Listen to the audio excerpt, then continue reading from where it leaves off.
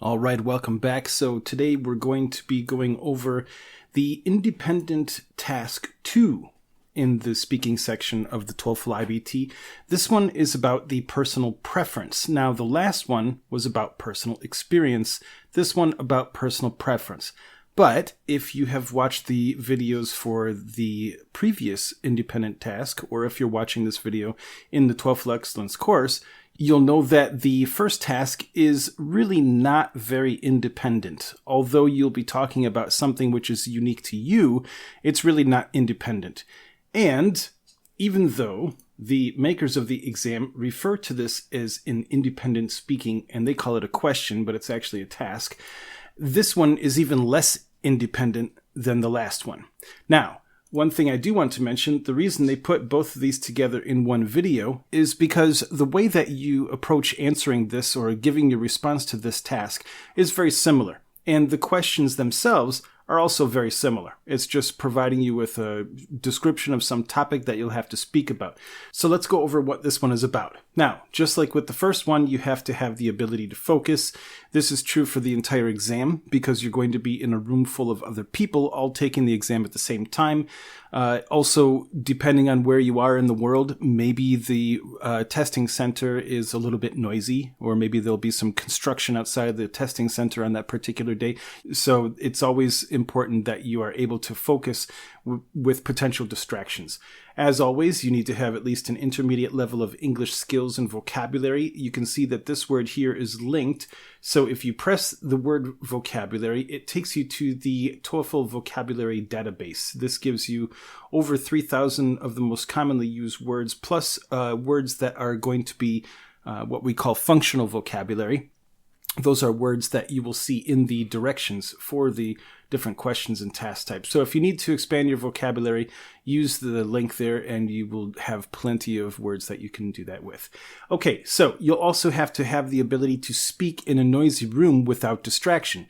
Now, the reason I say this is because what makes this kind of awkward is that since the timer is running automatically, everybody's exam will be at exactly the same place all the time. So when you get the question or they give you the topic to speak about and you hear the beep to start recording your answer, that happens the same for every single person in the room. So it'll go from being very quiet to all of a sudden every single person in the room will be trying to record their answer. So this also has to do with being able to focus in that strange, awkward situation.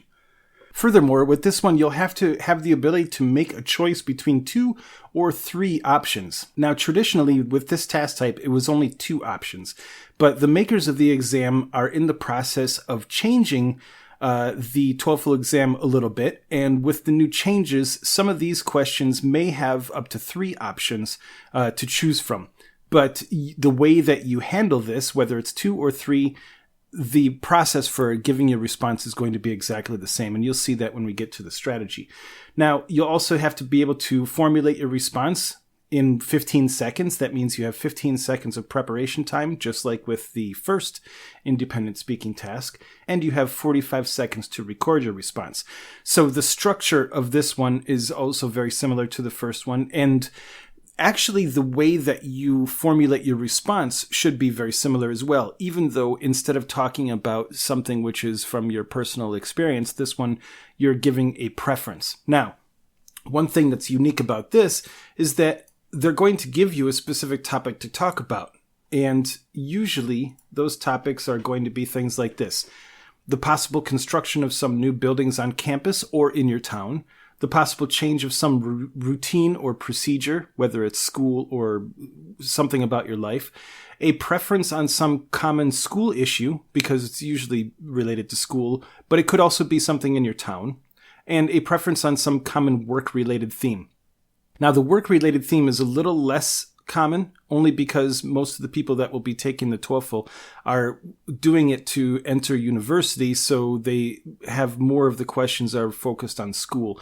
But they also like to have these types of things having to do with possibly things happening in your hometown. Now, what if you don't have a preference on a situation like this? Your school is debating whether to expand the athletic department or to update the computer system in the library. Which do you think is a better idea? Give reasons and explanations to support your preference. Well, maybe you don't care at all about the athletic department, and maybe you have your own computers, so you don't need a computer system in the library, so you don't have a preference about either one. Well, the only way that you would handle this is just choose one. Pick one and pretend it's your preference and speak about it as if it is. So as stated above here, we have these common different themes, but literally there could be thousands of things that they could talk about. So there's really no way to prepare for this as far as the topics. It's really just about the format and knowing how to approach this particular task type. So like I say here, you simply need to choose one of the options, say what's good about it and why you chose it, and then say what's bad about the other one and why you didn't choose that. So let's take a look at this example. So here it says, some people would prefer to move far away from home to earn more money, even if it meant that they would be far from their family. Other people might prefer to stay closer to family and friends, even if it means that they would earn less money in their job. Which would you prefer? Give reasons and explanations to support your choice. Okay, so here we have two choices. Move far away from home but earn more money, or stay closer to home and earn less money. So maybe you do have a preference on this situation and you would choose that one. If you don't, just make one up. So the way that you would approach this is just think of what would be the good things about moving far from home and earning more money, and maybe a potential bad thing about that, and then do the same thing with the other choice. Think of one good thing and one bad thing about that, and then express those when you're giving your response. So let's say I chose the first one here.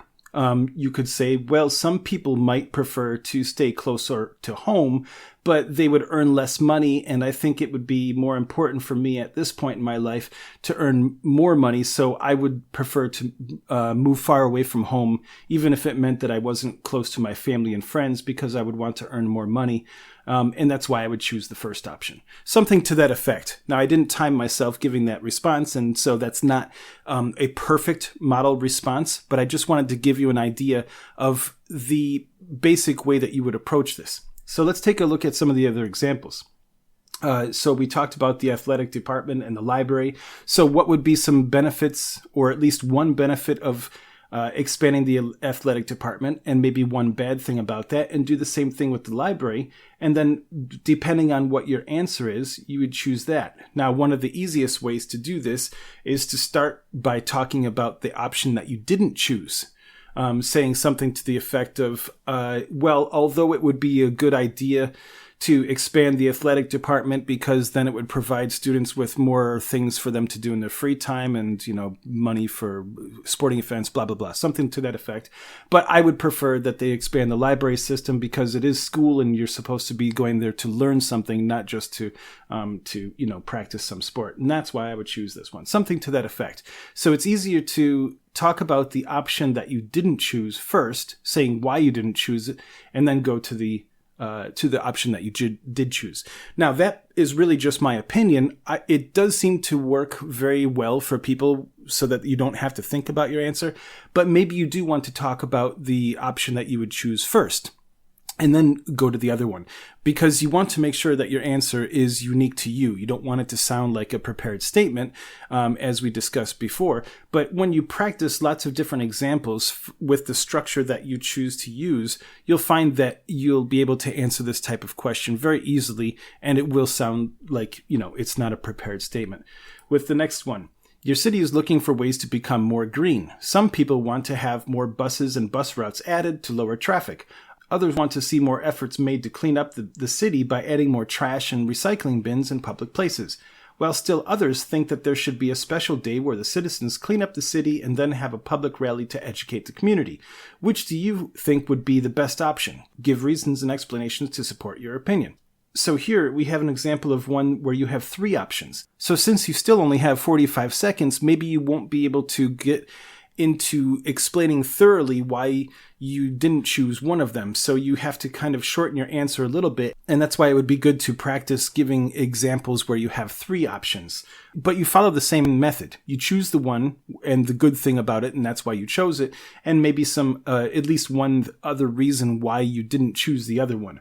And there's also a way you can do this where you actually list a good thing about one of the items that you chose. Like, for example, you could say, although I do think it would be a good idea to add buses and bus routes to lower traffic, I think that adding trash and recycling bins is more important, and that's why I would choose that one. So here you notice I said something good about an option that I didn't choose, and then explained why I chose this one over that. But we still have this other third option, so you could also say something like, and I still think that that would be better than having a day where the citizens clean up the trash. If we have trash receptacles and recycling bins, there won't be as much trash lying around for the people to have to clean up. Something to that effect. So you can talk about good things with all of the different options and just say why you chose the one that you prefer. So there are a few different ways that you can approach this particular task. We'll go over some of those examples in the strategy, but this is basically how this particular task looks. They give you a short little reading. So in your notes, you write down what the options are, maybe a good thing and a bad thing about each one. You don't have to worry about having a good and bad for all of them, because as I said here, you just have to mention why you prefer one over the other. And then just practice doing this with your timer so that you get your answer to 45 seconds and not going over, and also not being significantly under, because if you have lots of extra airtime in your answer, you're going to get marked down for that as well. But that's pretty much it. So thank you for stopping by. We will see you in the next lesson, where we will talk about the strategy for how to handle the independent task 2, the personal preference task. All right. Have an excellent day, and we will see you again soon.